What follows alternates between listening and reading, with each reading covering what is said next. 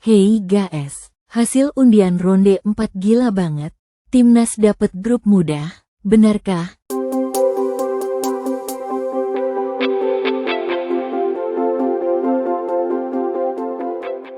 Nggak ngangka banget sih, FIFA kayaknya bener-bener ngejaga Indonesia deh kali ini.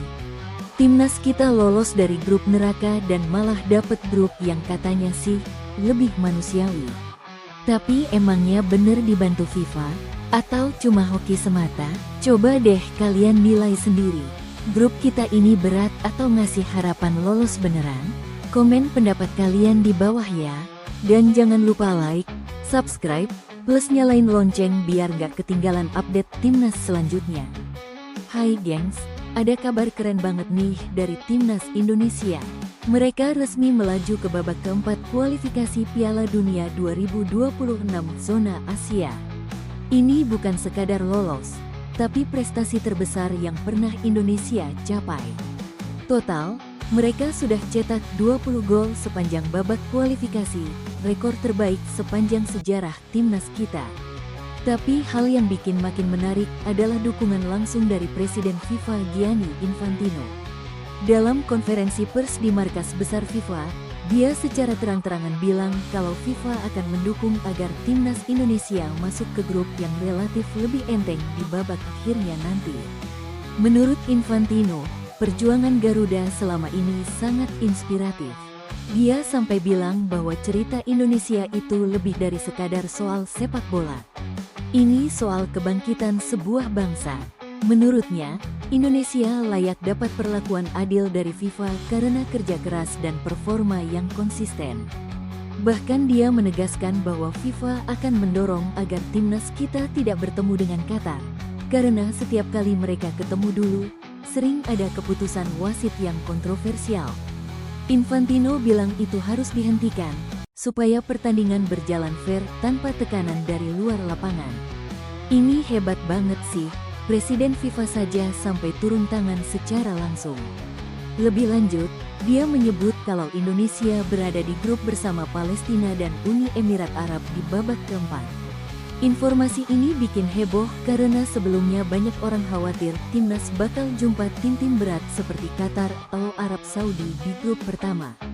Tapi dengan bantuan dari FIFA, sepertinya kesempatan kita untuk naik kelas jadi lebih besar. Dan yang bikin lagi semangat adalah fakta bahwa timnas Indonesia itu diakui punya peningkatan performa yang signifikan. Infantino nyebut kalau ini jadi bukti pertumbuhan cepat dalam sejarah sepak bola Asia Tenggara. Dia bahkan bilang kalau media internasional pun sudah mulai menyorot kebangkitan Garuda. Ini bukan omong kosong, tapi diakui oleh salah satu orang paling berpengaruh di dunia sepak bola. Infantino juga sempat memuji atmosfer penuh semangat yang jadinya muncul di Stadion Gelora Bung Karno. Dia bilang baru kali itu dia lihat dukungan supporter yang begitu gigih dari Asia. Taipei, Tokyo, lokasi manapun, belum ada yang seheboh fans kita. Itu membuktikan kalau sepak bola Indonesia bisa sanggup jadi magnet besar buat dunia olahraga internasional. Menurut dia, tanpa dukungan itu, Piala Dunia bakal kehilangan nilai emosional. Lebih dari itu, kehadiran supporter Indonesia justru bikin turnamen makin hidup. Gak cuma FIFA, media Eropa juga mulai menyorot. ESPN misalnya, bilang mereka terkejut karena performa timnas kita saat laga tahun lalu melawan Jepang kemarin di babak kualifikasi. Walaupun skor akhir cukup menyakitkan, media ini tetap memberikan penghargaan atas perjuangan pertahanan kita. Mereka menyebut trio bek naturalisasi seperti Maze Hiljes, Jay Izes, dan Justin Hubner sebagai tembok kokoh. Mereka berhasil mengganggu ritme permainan Jepang meski akhirnya kalah. Pada laga itu, penyerang Jepang bernilai tinggi seperti Takefusa Kubo sampai kebingungan menghadapi gaya main kita. ESPN memuji disiplin, keberanian, dan koordinasi para pemain kita. Bahkan mereka bilang ini bukan soal hoki, tapi soal kerjasama hebat dari tim yang mengenal identitas mereka dengan jelas. Itu adalah momen kebangkitan sepak bola Indonesia dari sisi teknis. Gak sekadar bisa bertahan, tapi sempat mengontrol tempo permainan Jepang yang biasanya mendominasi. Tak hanya itu, media juga menyoroti permainan dinamis di lini tengah dan depan kita. Pemain naturalisasi seperti Romeni disebut tampil garang dengan penetrasi berbahaya. Mereka sempat menahan pergerakan lawan dan beberapa kali menciptakan peluang. Dari situ jadi jelas bahwa timnas Indonesia gak cuma ngandelin pertahanan, tapi punya potensi serangan yang bisa bikin lawan keder, meski belum sempurna. Ketua Umum PSSI, Erick Thohir, juga bilang kalau tampil melawan Jepang itu bukan soal menang atau kalah, tapi menunjukkan karakter bangsa besar. Menurutnya, alih-alih kalah mental, pemain kita justru menunjukkan mentalitas juara yang pantang menyerah. Bisa main total dan kompetitif meskipun lawan punya ranking jauh lebih tinggi. Dia bangga sama perjuangan para pemain, meskipun hasil akhirnya tidak sesuai harapan. Menurut Erick, Jepang berada di posisi 15 dunia dan nomor 1 di Asia. Tapi perbedaan ranking tersebut bukan jadi alasan untuk takut. Sebaliknya, itu jadi pemicu untuk membuktikan potensi kita. Dan ternyata, komposisi pemain naturalisasi, perkembangan fisik, taktik dan chemistry tim memberikan hasil menarik. Timnas tampil penuh keberanian dan semangat membara. Itu terbukti sekalipun kalah dengan skor lebar, pertarungan berjalan seru dan layak dapat penghormatan. Erick juga bilang bahwa slot ke babak keempat itu sudah jadi prestasi. Tapi perjalanan belum selesai. Dia minta para pemain dan pelatih tetap fokus mengembangkan diri di laga selanjutnya. Indonesia tidak boleh kalah semangat hanya karena satu hasil negatif. Proses lebih penting dari hasil. Dia mengajak seluruh masyarakat, dukungan besar dari supporter, doa dari semua elemen bangsa untuk terus menyalakan api optimisme. Semua fakta ini makin membuktikan bahwa sepak bola Indonesia sedang memasuki fase baru. Dari tim yang dulu dianggap sebelah mata dan rapuh, kini sudah jadi tim yang diperhitungkan di Asia Tenggara bahkan Asia.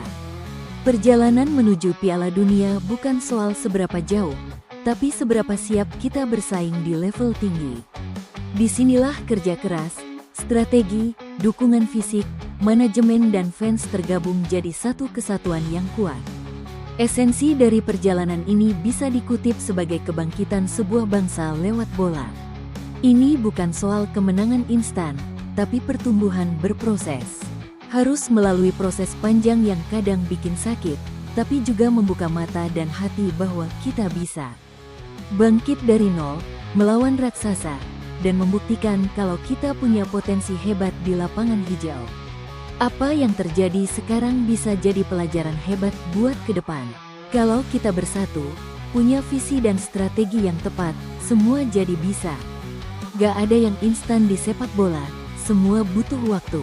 Tapi dukungan dari FIFA dan pengakuan dari media dunia pintar bikin perjalanan kita makin terlihat di mata internasional. Tentu, tantangan belum selesai. Babak keempat nanti akan mempertemukan kita dengan tim yang lebih dewasa dan berkualitas. Tapi keyakinan bahwa kita bisa lagi dibuktikan.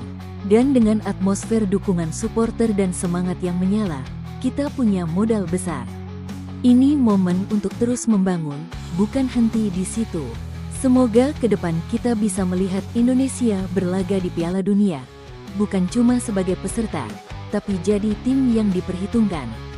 Indonesia tengah berjalan di jalur yang benar.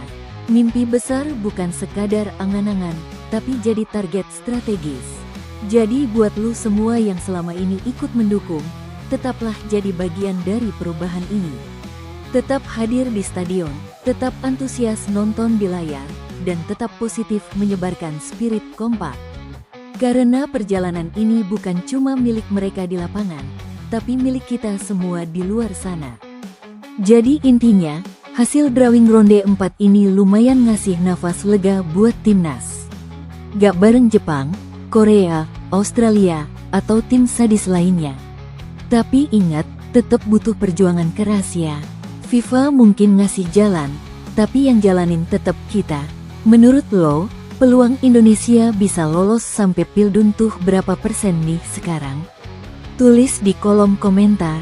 Jangan lupa subscribe biar lo nggak ketinggalan gosip panas dan update terbaru seputar Timnas. Kita gas bareng-bareng.